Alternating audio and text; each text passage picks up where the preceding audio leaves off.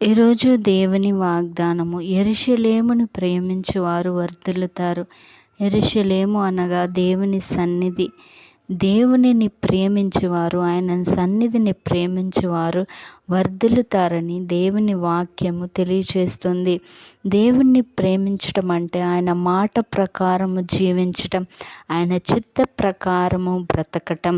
అయితే దేవుణ్ణి ప్రేమించేవారు గొప్ప కార్యములు జరిగిస్తారు, ఆశ్చర్య కార్యములు జరిగిస్తారు. మోషే చూడండి, ఎర్ర సముద్రమును 2 పాయలు చేశారు. అదేవిధంగా యెరికో కోట గోడలు కూల్చబడ్డాయి.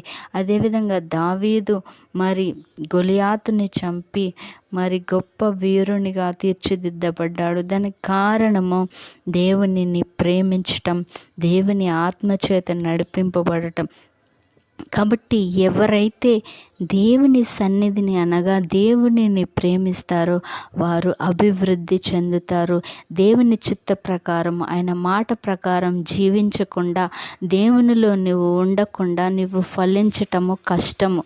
నువ్వు ఎన్ని ప్రయత్నాలు చేసినా మీరు దేవునికి వేరే ఉండి ఫలించలేరని దేవుని వాక్యం తెలియజేస్తుంది. కాబట్టి యెరూషలేమును ప్రేమించువారు వర్ధిల్లుతారు.